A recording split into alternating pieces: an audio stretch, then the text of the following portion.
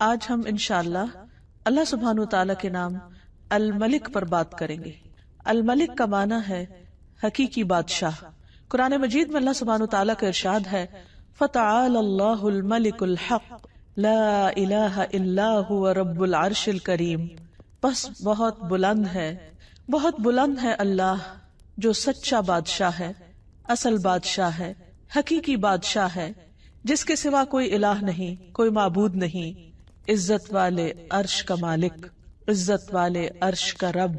اگر دیکھا جائے تو دنیا میں جتنے بھی بادشاہ ہیں اللہ سبحانہ وتعالی ان سب کا بادشاہ ہے۔ وہ بادشاہ جس کے حکم پر تمام کائنات چلتی ہے، جو بلا روک ٹوک ہر چیز پر اپنا حکم نافذ کر سکتا ہے اور اسے اس میں کوئی روکنے والا نہیں۔ حقیقت یہ ہے کہ سب تعریف اسی کے لیے ہے، سب امور اسی کی طرف لوٹائے جاتے ہیں، اور اس کی بادشاہت کوئی عام بادشاہت نہیں ہے۔ وہ عرش پر بلند ہے، اور عرش ساتوں آسمان اور ساتوں زمینیں اللہ کی کرسی کے سامنے ایسے ہیں جیسے ایک وسیع صحرا میں ایک چھوٹی سی مندری، ایک چھوٹا سا رنگ، اور پھر اللہ سبحانہ تعالیٰ کے عرش کے سامنے وہ کرسی ایک چھوٹے سے رنگ کی طرح ہے۔ آپ سوچئے کہ وہ عرش کتنا بلند ہے، اور جو خود اس پر مستوی ہے وہ کتنا بڑا ہے، کتنا عظیم ہے۔ وہ ہے ہمارا رب، ہمارا مالک اور حقیقی بادشاہ۔ اور اس دنیا میں جتنے بھی کام امور پاتے ہیں، جتنی بھی چیزیں چل رہی ہیں، جو کچھ بھی ہو رہا ہے، دراصل وہ سب اسی کے حکم پر چل رہا ہے، اور اس پر اسی اکیلے کا فیصلہ نافذ ہے۔ وہ ہر چیز کو سنتا ہے، دیکھتا ہے اور اپنی مرضی کے مطابق چلاتا ہے۔ وہ ہر چیز کے پوشیدہ اور ظاہر سے آگاہ ہے۔ وہ جس کو جو چاہتا ہے عطا کرتا ہے، اور جس سے جو چیز چاہتا ہے روک لیتا ہے۔ وہ جس کو جیسے جتنا چاہے بدلہ دیتا ہے، جس کو چاہتا ہے عزت دیتا ہے، جس کو چاہتا ہے رسوا کر دیتا ہے، جس کو چاہتا ہے رزق دیتا ہے، اور جس سے چاہے رزق روک لیتا ہے، جس کو چاہے زندگی دیتا ہے، اور جس سے چاہے زندگی واپس لے لیتا ہے اور اس کو موت دے دیتا ہے۔ یہ ہے ہمارا رب، حقیقی بادشاہ۔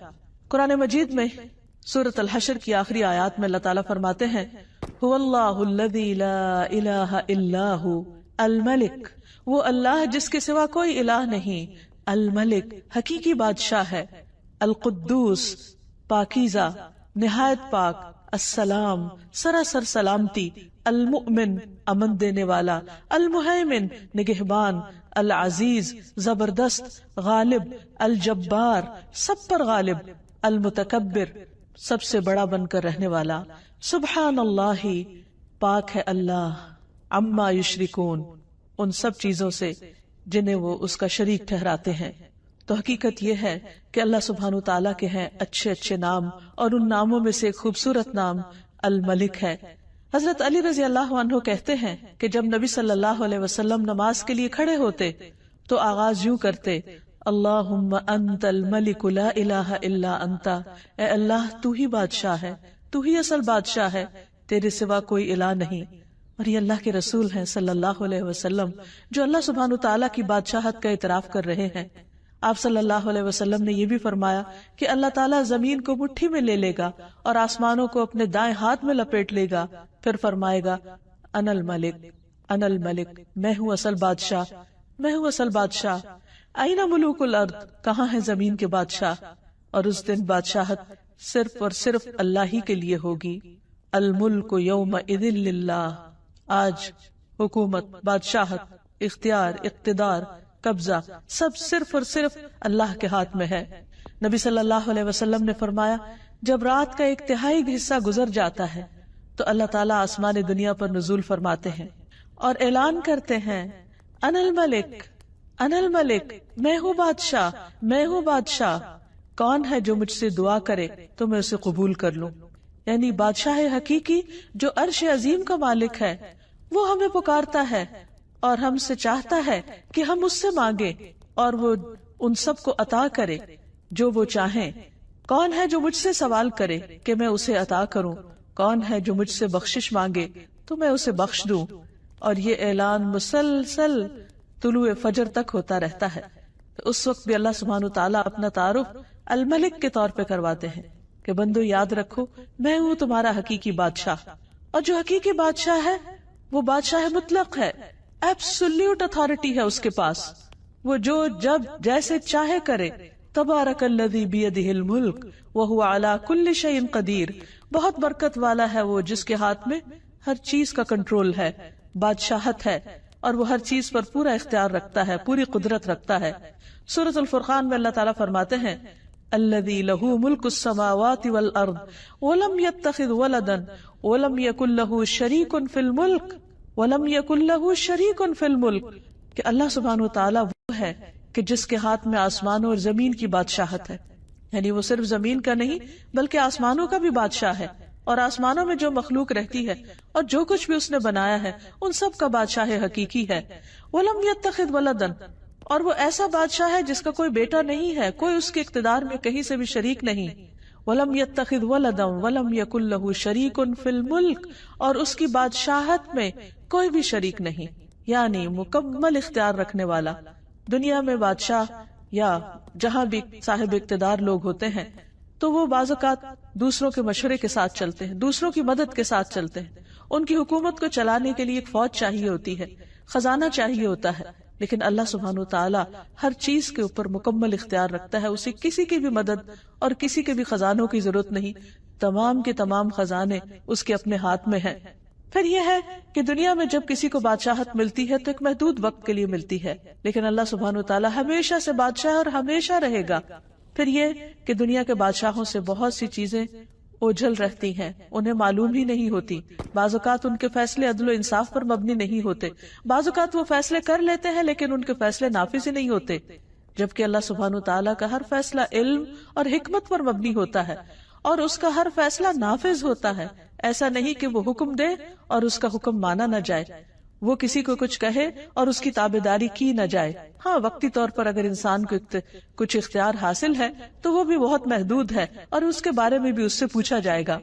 تو بحیثیت مسلمان ہمارا اس بات پر پورا یقین اور پورا ایمان ہونا چاہیے کہ اصل بادشاہت اللہ ہی کے لیے ہے، اور اگر زمین پر اللہ نے مجھے کسی بھی معاملے میں کچھ بھی اختیار دیا ہے تو صرف یہ وقتی ہے اور اس کا بھی حساب ہونے والا ہے. لیکن اللہ سبحانہ وتعالی ہی حقیقی بادشاہ ہے.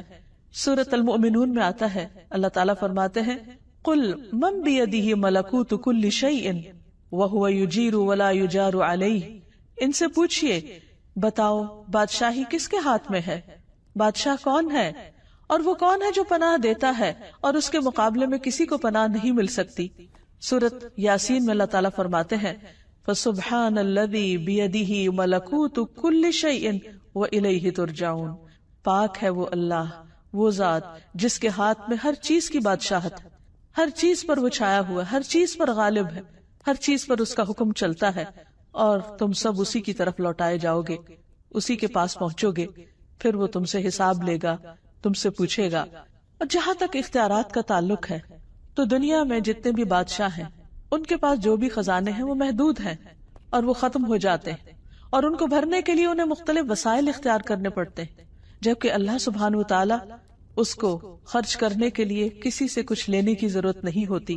ایک روایت میں آتا ہے رسول اللہ صلی اللہ علیہ وسلم نے فرمایا اللہ کا ہاتھ بھرا ہوا ہے، اسے رات دن کی بخشش کم نہیں کرتی، وہ دن کو بھی دیتا ہے، وہ رات کو بھی دیتا ہے، اور یہ دینا اس کے خزانوں میں کمی نہیں کرتا.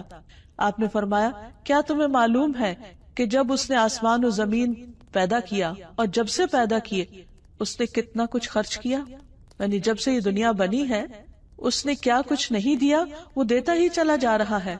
عام طور پر دنیا میں وقتی طور پر جب کسی کو اقتدار ملتا ہے یا بادشاہت ملتی ہے تو اس کے پاس جو بھی خزانہ ہوتا ہے یا خرچ کرنے کو ہوتا ہے وہ محدود ہوتا ہے، اور بعض اوقات خرچ کرنے کے بعد وہ ختم بھی ہو جاتا ہے، اور اس خزانے کو بھرنے کے لیے مختلف طرح کے ہیلے کرنے پڑتے ہیں. لیکن اللہ سبحانہ وتعالیٰ کسی کا بھی محتاج نہیں، وہ دن رات خرچ کرتا ہے لیکن اس کے خزانوں میں کسی قسم کی کوئی کمی واقع نہیں ہوتی. رسول اللہ صلی اللہ علیہ وسلم نے فرمایا اللہ تعالیٰ کا ہاتھ بھرا ہوا ہے اور وہ اس میں سے دن رات خرچ کرتا ہے، لیکن تمہیں معلوم ہے کیا کہ جب سے اس نے آسمان و زمین پیدا کیے ہیں اس نے کتنا خرچ کیا ہے؟ اس نے بھی اس میں یعنی اس وقت سے خرچ کرنے نے اس میں کوئی کمی نہیں کی، یعنی اس کا ہاتھ پھر بھی بھرا ہوا ہے، وہ جتنا بھی دیتا چلا جائے اس کے خزانے کم نہیں ہوتے، وہ کسی کا محتاج نہیں. اسے کسی سے قرض نہیں لینا ہوتا، اسے کسی سے لے کر نہیں دینا، وہ پوری طرح مالک بھی ہے اور پھر بادشاہ بھی ہے۔ پھر فرمایا کہ اس کا عرش پانی پر ہے اور اس کے دوسرے ہاتھ میں ترازو ہے جسے وہ جھکاتا اور بلند کرتا رہتا ہے، یعنی جیسے جس چیز میں چاہے تصرف کرے، اسے کوئی روکنے والا نہیں ہے۔ اس کے برعکس بندوں کی بادشاہت بہت محدود ہے، وقت کے اعتبار سے بھی اور ان کے پاس جو اختیارات ہیں اس کے اعتبار سے بھی۔ لیکن کتنی حیرت کی بات ہے کہ ہم اگر دنیا میں کسی کے پاس کچھ بھی اختیار ہو تو اس سے فوراً مرعوب ہو جاتے ہیں، اس سے ڈرنے لگتے ہیں، اس کی مرضی کی بات کرنے لگتے ہیں۔ لیکن اس کے برعکس اللہ سبحانہ و تعالی جو پوری کائنات کا بادشاہ ہے اور ہر چیز کا اختیار اس کے پاس ہے، ہم اس سے ڈرتے نہیں، اس کے آگے جھکتے نہیں۔ یہ کس قدر ناسمجھی کی بات ہے، اور بات وہی ہے جو اللہ سبحانہ تعالیٰ نے خود فرمائی، وَمَا قَدَرُ اللَّهَ حَقَّ قَدْرِهِ، انہوں نے اللہ کی قدر ہی نہیں کی جیسا کہ حق ہے اس کی قدر کرنے کا۔ وَالْأَرْضُ جَمِيعًا قَبْضَتُهُ يَوْمَ الْقِيَامَةِ، اور زمین ساری کی ساری اس کے قبضے میں ہوگی قیامت کے دن۔ وَالسَّمَاوَاتُ مَطْوِيَّاتٌ بِيَمِينِهِ، اور آسمان اس کے دائیں ہاتھ میں لپٹے ہوئے ہوں گے، یعنی ہر چیز اس کے قبضہ قدرت میں ہے، اختیار میں ہے۔ اس کے باوجود ہم پوری طرح اس کے آگے نہیں جھکتے، پوری طرح اس کے طریقوں پر نہیں چلتے، اس کو راضی کرنے کی فکر نہیں کرتے۔ اور اس کے برعکس جن کے پاس محدود اختیارات ہیں، چونکہ وہ ظاہر سامنے نظر آتے ہیں، اس لیے انہی سے مرعوب ہو جاتے ہیں، اور اللہ جو الملک الحق ہے، حقیقی بادشاہ ہے، اس کو بھول جاتے ہیں۔ پھر آپ دیکھیے کہ اللہ سبحانہ تعالیٰ جیسی قدرت بھی کسی کے پاس نہیں۔ عبداللہ بن مسعود کہتے ہیں کہ علماء یہود میں سے ایک شخص رسول اللہ صلی اللہ علیہ وسلم کے پاس آیا اور کہا، اے محمد، ہم تورات میں پاتے ہیں کہ اللہ تعالیٰ آسمانوں کو ایک انگلی پر اٹھا لے گا، اور زمین کو ایک اور انگلی پر اٹھا لے گا، اور درختوں کو ایک انگلی پر، اور پانی اور مٹی کو ایک انگلی پر، اور تمام مخلوقات کو ایک انگلی پر، اور پھر فرمائے گا انا الملک، میں ہوں بادشاہ، میں ہوں بادشاہ۔ نبی صلی اللہ علیہ وسلم نے جب اس عالم کی بات سنی تو آپ مسکرا دیے، اور دراصل یہ مسکراہٹ اس یہودی عالم کی تصدیق کے طور پر تھی۔ پھر آپ نے یہ آیت تلاوت فرمائی، وَمَا قَدَرُ اللَّهَ حَقَّ قَدْرِهِ وَالْأَرْضُ جَمِيعًا قَبْضَتُهُ يَوْمَ الْقِيَامَةِ وَالسَّمَاوَاتُ مَطْوِيَّاتٌ بِيَمِينِهِ سُبْحَانَهُ وَتَعَالَى عَمَّا يُشْرِكُونَ، اور ان لوگوں نے اللہ کی قدر نہیں کی جیسا کہ اس کی قدر کرنے کا حق ہے، اور ساری زمین قیامت کے دن اس کی مٹھی میں ہوگی، اس کے ہاتھ میں ہوگی، اور آسمان دائیں ہاتھ میں لپٹے ہوئے ہوں گے۔ وہ ان لوگوں کے شرک سے بالکل پاک اور بلند تر ہے، یعنی لوگ اللہ سبحانہ تعالیٰ کی عظمت کو اس طرح محسوس نہیں کرتے جس طرح کرنا چاہیے۔ پھر یہ بھی یاد رہے کہ اللہ سبحانہ تعالیٰ کی بادشاہت میں کبھی بھی کسی قسم کی کوئی کمی نہیں آئے گی۔ اللہ تعالیٰ فرماتے ہیں، اگر تم سب اولین و آخرین، یعنی سارے کے سارے انسان، اور نہ صرف یہ کہ انسان بلکہ جن بھی، کہ تمہارے اول پہلے انسان سے لے کے آخری انسان تک، اور تمام کے تمام جن پہلے جن سے لے کر آخری جن تک، تم سب اس آدمی کے دل کی طرح ہو جاؤ جو سب سے زیادہ تقوی والا ہو، تو بھی تم میری سلطنت میں کچھ اضافہ نہیں کر سکتے۔ یعنی عام طور پر انسان یہ سمجھتا ہے کہ جب وہ عبادت کرتا ہے یا اللہ کی بندگی کرتا ہے یا کوئی بھی اس کی خاطر کام کرتا ہے تو شاید وہ اللہ تعالیٰ کو فائدہ پہنچاتا ہے، حالانکہ ایسا نہیں ہے۔ اللہ تعالیٰ فرماتے ہیں کہ اگر تم سارے سجدے میں بھی پڑے رہو تو اس سے میری حکومت، میری بادشاہت میں کچھ اضافہ نہیں ہوگا۔ اسی طرح اے میرے بندو، اگر تم سب اولین و آخرین، جن و انس، ایک آدمی کی طرح ہو جاؤ جو سب سے زیادہ بدکار ہے، تو پھر بھی تم میری سلطنت میں کسی قسم کی کوئی کمی نہیں کر سکتے۔ یعنی اگر اس زمین پر اول سے لے کر آخر تک قیامت تک کوئی ایک بندہ بھی کوئی عبادت نہ کرے، کسی قسم کی کوئی تسبیح نہ کرے، کوئی ذکر نہ کرے، کوئی اس کی اطاعت نہ کرے، تو بھی اللہ سبحانہ تعالیٰ کی حکومت میں، بادشاہت میں، اقتدار میں، اختیار میں، اس کی طاقت اور غلبے میں کوئی کمی نہیں آ سکتی، کسی قسم کی کوئی کمی۔ ہم اسے کوئی نقصان نہیں دے سکتے۔ تو پھر یہ سب کچھ اصل میں خود ہمارے اپنے ہی فائدے میں ہے۔ جب ہم اللہ تعالیٰ کی عبادت کرتے ہیں اس کو تو کچھ نہیں ملتا، لیکن یہ عبادت ہمارے لیے باعث سعادت ہوتی ہے۔ جب ہم اس کا ذکر کرتے ہیں تو اس کو کچھ نہیں ملتا، اس لیے کہ زمین و آسمان کی ہر چیز اس کی تسبیح کر رہی ہے، لیکن یہ تسبیح اور یہ ذکر خود ہمارے اپنے دلوں کی تسکین کا باعث بنتا ہے۔ اس لیے بندہ جب بھی اللہ سبحانہ تعالیٰ کی طرف رغبت کرے تو اس سے ڈرتے ہوئے اور اس سے امید رکھتے ہوئے، اس سوچ کے ساتھ نہیں کہ میں اپنی عبادت سے اس کو کچھ فائدہ پہنچانے چلا ہوں۔ پھر فرمایا اے میرے بندو، تم سب اولین و آخرین، جن و انس، ایک صاف چٹیل میدان میں کھڑے ہو جاؤ اور سب مجھ سے مانگو، اور میں تم سب کو وہ سب کچھ دوں جو تم مانگ رہے ہو۔ تو اس سے میری حکومت میں، میری بادشاہت میں اتنی بھی کمی نہیں ہوگی جتنی ایک سمندر کے اندر سوئی ڈالنے کے بعد نکالی جائے اور اس میں جو پانی لگا ہو، تو اتنی قلیل مقدار میں بھی اس سمندر کے مقابلے میں جو کمی ہوتی، میری بادشاہت میں وہ بھی کمی نہیں ہوگی۔ تو اس سے پتہ چلتا ہے کہ اللہ سبحانہ وتعالیٰ کی بادشاہت کیسی ہے، اور اس کے خزانے کیسے ہیں، اور اس کی حکومت کیسی ہے، اور اس کا اقتدار کیسا ہے۔ پھر آپ دیکھیے کہ اس کی بادشاہت کی وسعت، اس کا بھی ہم اندازہ نہیں کر سکتے۔ نبی صلی اللہ علیہ وسلم نے فرمایا میں خوب جانتا ہوں کہ اہل جہنم میں سے کون سب سے آخر میں نکلے گا۔ وہ ایک ایسا شخص ہوگا جو اپنے گھٹنوں کے بل رینگتا ہوا جنت میں داخل ہوگا، یعنی جہنم سے گھٹنوں کے بل گھسٹتا ہوا باہر نکلے گا، تو اللہ سبحانہ وتعالیٰ اسے حکم دیں گے کہ جاؤ جنت میں داخل ہو جاؤ۔ وہ جنت میں آئے گا، لیکن اسے ایسے معلوم ہوگا کہ جیسے جنت بھری ہوئی، تو واپس اللہ تعالیٰ کے پاس جائے گا اور کہے گا یا رب جنت تو بھر گئی ہے۔ اللہ تعالیٰ اسے فرمائیں گے کہ جاؤ جنت میں چلے جاؤ۔ پھر وہ جائے گا، پھر وہ دیکھے گا کہ جنت بہت آباد ہے، وہ واپس آئے گا اور کہے گا اے رب جنت تو بھری ہوئی معلوم ہوتی ہے، میں نے جنت کو بھرا ہوا پایا ہے۔ تو اللہ تعالیٰ پھر فرمائے گا کہ جاؤ جنت میں داخل ہو جاؤ، میں تمہیں دنیا کی مانند اور اس سے 10 گنا زیادہ دیتا ہوں۔ سوچئے اس دنیا میں کیا کچھ، یعنی عام طور پر ایک انسان کے بس میں نہیں کہ وہ ایک انسان کیا، آج تک اتنی تحقیقات ہوئی، اتنا کچھ انسانوں نے پڑھا لکھا، بڑی بڑی یونیورسٹیاں قائم ہوئی، لیکن پوری زمین کو ایکسپلور نہیں کر سکے اور اس کے پورے خزانوں کو بھی۔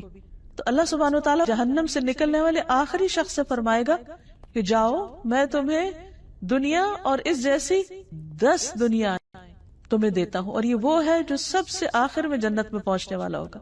تو آپ خود سوچئے کہ جن کو جنت الفردوس عطا ہوئی اور جن کو جنت کے بلند درجات نصیب ہوئے، ان کو کیا کچھ اللہ تعالیٰ عطا فرمائیں گے۔ یہ ہے اصل بادشاہ، حقیقی بادشاہ، کہ جس کو جتنا دینا چاہے وہ دے سکتا ہے، اور سب کچھ دینے کے بعد بھی اس کے اپنے خزانوں میں کچھ کمی واقع نہیں ہوتی۔ تو وہ شخص اس پر بہت حیران ہو جائے گا اور کہے گا کہ یا رب تو مجھ سے مذاق کرتا ہے، واقعی اتنا کچھ، یعنی اسے یقین نہیں آئے گا کہ اتنا کچھ بھی مل سکتا ہے۔ تو اس بات پر نبی صلی اللہ علیہ وسلم جب یہ بیان کر رہے تھے تو آپ بھی ہنسنے لگے اور آپ کے سامنے کے دندان مبارک ظاہر ہو گئے، اور آپ کہا کرتے تھے یہ جنت میں سب سے کم درجے والے کا حال ہے، سب سے کم درجے والے کا۔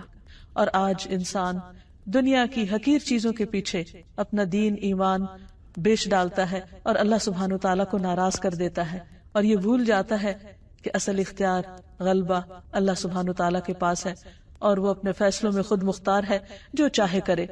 اللہ سبحانہ وتعالیٰ وقتی طور پر دنیا میں جب کسی کو کوئی بھی نعمت دیتا ہے تو عام طور پر شیطان اس کے دل میں غرور اور تکبر ڈالنے لگتا ہے، اور اگر کچھ اختیار اور اقتدار مل جائے تو یہ چیز اور بڑھنے لگتی ہے، اور اللہ سبحانہ وتعالیٰ کو بندوں کی یہی چیز پسند نہیں۔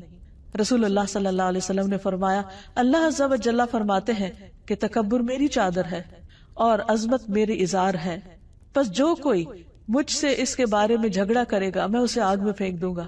یعنی کسی بھی شخص کو خدا بننے کی ضرورت نہیں۔ اگر کوئی اپنے آپ کو خود مختار اور مالک الملک سمجھتا ہے کہ سب حکومت اور سب اختیار اور سب اقتدار میرے پاس ہے اور مجھے کوئی نقصان نہیں دے سکتا، یا میں سب کچھ کر سکتا ہوں، تو اس سے بڑی غلط فہمی کوئی نہیں۔ دنیا میں انسان کو چھوٹی یا بڑی کوئی بھی جو نعمت ملے، ہمیشہ انسان ہمبل رہے، شکر ادا کرتا رہے، اسے اللہ کی دی ہوئی نعمت سمجھے اور اپنے آپ کو کبھی بھی اس کا حقیقی مالک نہ سمجھے۔ جو کچھ ہے عارضی طور پر ہے، ایک امتحان کے لیے ہے، اور جلد ہمارے ہاتھوں سے نکل جانے والا ہے، اس لیے اصل اختیار اللہ کے پاس ہے۔ پھر اسی طرح یہ بھی یاد رہے کہ اللہ سبحانہ وتعالیٰ کی بادشاہت ایسی بادشاہت ہے کہ جس میں حکم دینے یا روکنے اور کسی بھی چیز کو کرنے کا مکمل اختیار اس کے پاس ہے۔ ارشاد باری تعالیٰ ہے بدیع السماوات والارض وَإِذَا قَضَى أَمْرًا فَإِنَّمَا يَقُولُ لَهُ كُن فَيَكُونُ، آسمانوں اور زمین کا موجد ہے، اور جب کسی کام کے کرنے کا فیصلہ کر لیتا ہے تو بس اتنا کہتا ہے کہ ہو جاؤ، اور وہ ہو جاتی۔ آپ سوچئے کہ دنیا میں اگر کوئی حکم دیتا بھی ہے تو بعض اوقات اس کے حکم، اس کے آرڈیننس، اس کے فرمان کی کیا ویلیو ہوتی، بعض اوقات پوری پوری قوتیں صرف کر کے بھی ایک قانون کو نافذ نہیں کیا جا سکتا، جبکہ اللہ سبحانہ وتعالی صرف اتنا ارادہ کرتے ہیں کہ ہو جاؤ، اور صرف کلمہ کن فرماتے ہیں اور سب کچھ ہو جاتا ہے، اور کوئی اس کو روکنے والا نہیں ہوتا۔ اور اسی لیے ہم ہر نماز کے بعد جو دعا پڑھتے ہیں یا پڑھنے کا حکم دیا گیا کہ اللہم لا مانع لما اعطیت ولا معطی لما منعت ولا ينفع ذا الجد منک الجد، اے اللہ جسے تو دے اسے کوئی روکنے والا نہیں، اور جس سے تو روک دے اسے کوئی دینے والا نہیں، اور کسی مالدار کو اس کا مال تیری بارگاہ میں کوئی فائدہ نہ دے سکے گا۔ یعنی اگر دنیا میں کسی کے پاس کچھ بھی ہے تو وہ دنیا ہی کے چند دن کے فائدے کے لیے ہے، آخرت میں وہ مال دے کر اللہ کو راضی نہیں کر سکتا۔ پھر آپ دیکھیے کہ مخلوق پر، یعنی انسان ہو یا باقی حیوانات ہو، یا جو بھی اللہ سبحانہ وتعالیٰ نے چیزیں بنائی ہیں، بڑے بڑے ستارے اور سیارے جن کی بڑائی کے بارے میں آج انسان تھوڑا بہت کچھ جانتا ہے، ان سب کو کنٹرول کس نے کیا ہوا ہے؟ ان سب پر کس کا حکم چل رہا ہے؟ اور کس نے ان کے لیے جو ضابطہ بنایا اس پر وہ مکمل طور پر پابند بھی ہیں اور اس میں کسی قسم کی کمی بیشی نہیں کرتے۔ اللہ سبحانہ وتعالیٰ خود اس کے بارے میں فرماتے ہیں الم تعلم، کیا تم جانتے نہیں ہو ان اللہ لہ ملک السماوات والارض، کہ اللہ سبحانہ وتعالیٰ ہی کے لیے آسمان و زمین کی بادشاہت، یعنی جتنا کچھ بھی تم دیکھ رہے ہو، یہ سورج، چاند، ستارے، یہ بلینز آف گیلیکسیز اور ان کے اندر ٹریلینز آف سٹارز، اور ان سب کا مسلسل چلتے رہنا، چلنا نہیں بلکہ پوری قوت کے ساتھ دوڑتے رہنا، اور اس نظام میں کسی قسم کا خلل نہ آنا، یہ دراصل کس کے کنٹرول میں ہے، کس کے اختیار میں ہے، کس نے ان سب کو ایک ڈسپلن کے اندر رکھا ہوا ہے۔ آج ہمارے لیے تو ٹریفک کو کنٹرول کرنا مشکل ہو جاتا ہے، لیکن آسمانوں کی ٹریفک، خواہ وہ بادل ہوں یا ستارے اور کواکب ہوں، یہ تمام چیزیں صرف اور صرف اللہ کے حکم کے مطابق ہی چل رہی ہیں، اسی نے ان کو تھاما ہوا ہے، اور ان میں سے کوئی ایک بھی اپنی راہ چھوڑ کر دوسری طرف نہیں جاتا۔ اگر ان میں سے کوئی ایک بھی اپنی مرضی کرنے لگے تو ہر چیز ٹکرا کر رہ جائے، یہ نظام درہم برہم ہو کر رہ جائے۔ تو اس سے یہ پتہ چلتا ہے کہ حقیقی بادشاہت ان سب پر دراصل اللہ ہی کی ہے۔ فرمایا یعذب من یشاء ویغفر لمن یشاء، جس کو چاہتا ہے عذاب دیتا ہے اور جسے چاہے بخش دیتا ہے۔ واللہ علی کل شیء قدیر، اور اللہ ہر چیز پر پوری قدرت رکھتا ہے۔ پھر اسی طرح رزق کے سارے معاملات بھی اسی کے اختیار میں ہیں۔ واللہ یرزق من یشاء بغیر حساب، اللہ جس کو چاہتا ہے بغیر حساب رزق دیتا ہے، یعنی انلمیٹڈ۔ پھر کسی کو حکومت دینا یا نہ دینا یہ بھی اس کے اختیار میں ہے۔ واللہ یؤتی ملکہ من یشاء، اللہ اپنی بادشاہت دیتا ہے، اپنی حکومت دیتا ہے جسے چاہتا ہے، اور اللہ وسعت والا، علم والا ہے۔ سیدھے راستے پہ چلانا بھی اسی کے اختیار میں ہے۔ واللہ یہدی من یشاء الی صراط مستقیم، پھر نفع اور نقصان بھی اسی کے ہاتھ میں ہے۔ وَإِن يَمْسَسْكَ اللَّهُ بِضُرٍّ فَلَا كَاشِفَ لَهُ إِلَّا هُوَ، اگر اللہ سبحانہ وتعالیٰ تمہیں کوئی نقصان پہنچانا چاہے تو اس کے سوا اسے کوئی ہٹا نہیں سکتا۔ وَإِن يُرِدْكَ بِخَيْرٍ، اور اگر تمہیں کوئی خیر پہنچانا چاہے فَلَا رَادَّ لِفَضْلِهِ، تو اس کے فضل کو بھی کوئی نہیں پھیر سکتا۔ يُصِيبُ بِهِ مَن يَشَاءُ، وہ جس کو چاہتا ہے وہ فضل پہنچاتا ہے، یعنی کوئی اس کو روک نہیں سکتا۔ یصیب بہ من یشاء من عبادہ وہو الغفور الرحیم، اور وہ غفور الرحیم بھی ہے۔ پھر اسی طرح نبوت کا دینا بھی اسی کے اختیار میں ہے، اس نے جس کو چاہا اپنے بندوں میں سے اپنی رسالت کے لیے چن لیا۔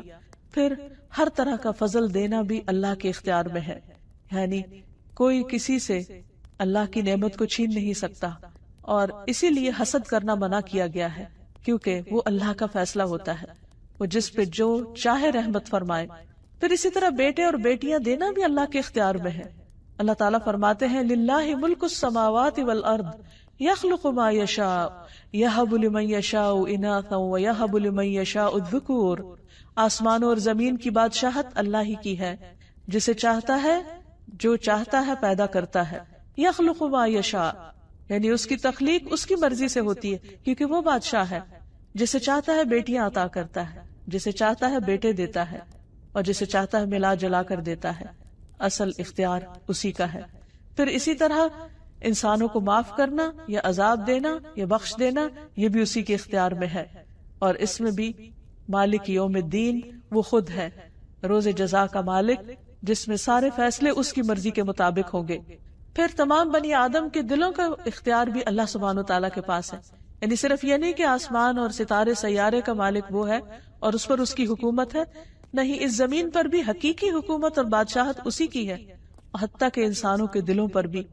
رسول اللہ صلی اللہ علیہ وسلم نے فرمایا، تمام بنی آدم کے دل رحمان کی انگلیوں میں سے 2 انگلیوں کے درمیان ایک دل کی طرح ہے، وہ جیسے چاہتا ہے اسے پھیر دیتا ہے.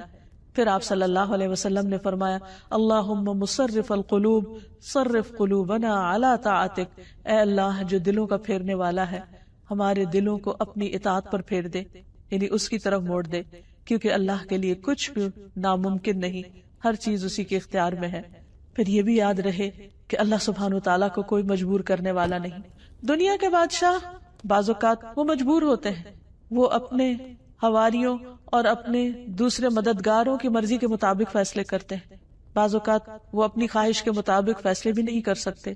لیکن اللہ سبحانہ تعالیٰ کی بادشاہت ایسی بادشاہت ہے کہ جس میں وہ جس کو جو چاہے عطا کر دے، جو چاہے فیصلہ کر دے، کوئی اس کے فیصلوں پر حاوی نہیں ہو سکتا.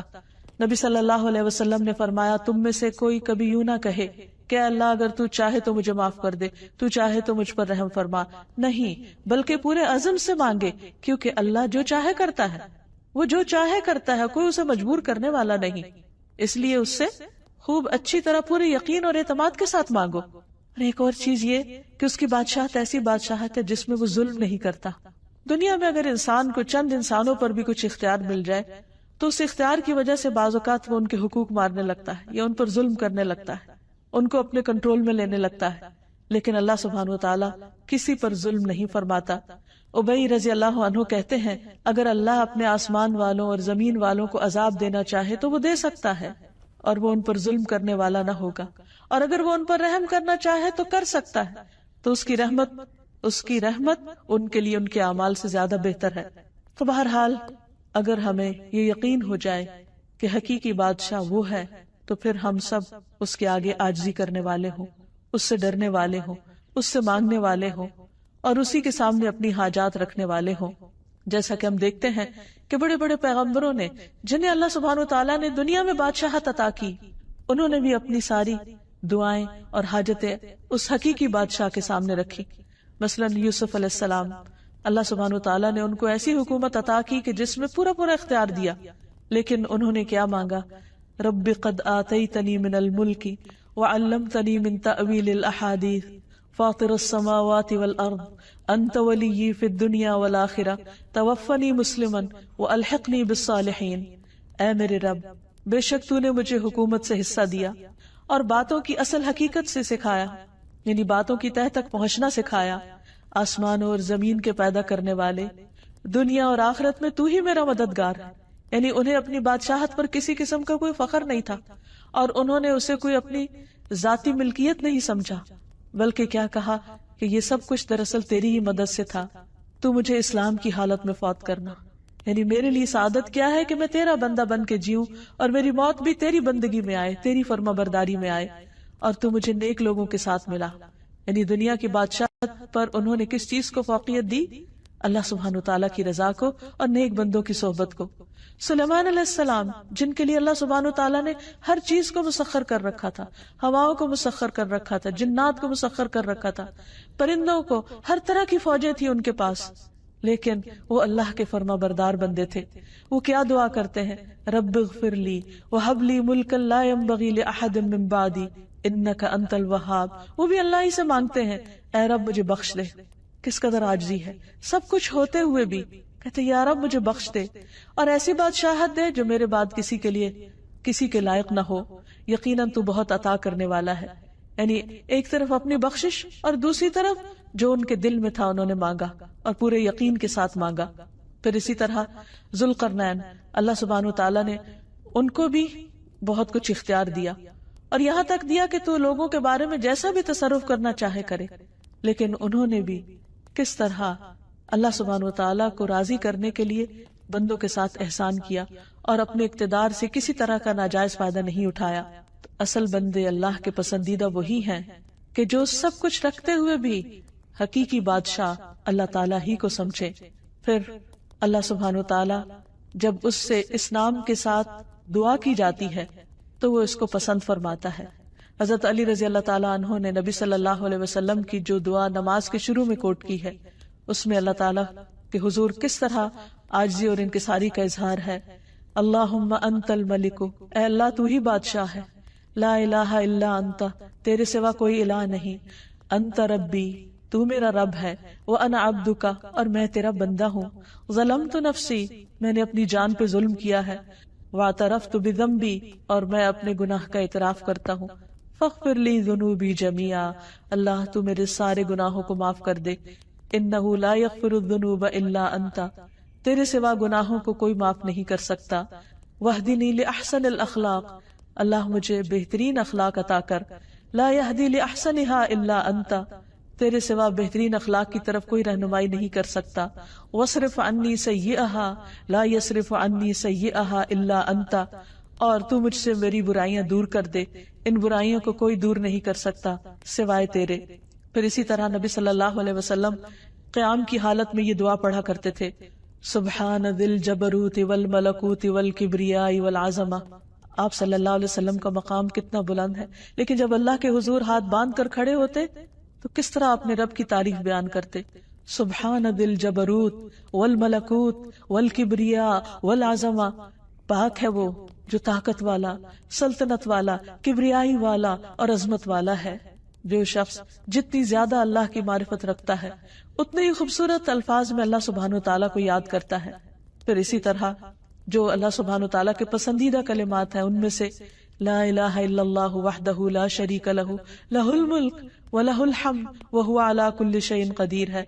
نبی صلی اللہ علیہ وسلم جب نماز کے بعد سلام پھیرتے تو یہ کلمہ پڑھا کرتے تھے ہر نماز کے بعد کہ اللہ کے سوا جو صرف ایک ہے، کوئی اور معبود نہیں، اس کا کوئی شریک نہیں. لہ الملک، ساری بادشاہت اسی کی ہے اور سب تعریف بھی اسی کی ہے اور وہ ہر چیز پر قادر ہے.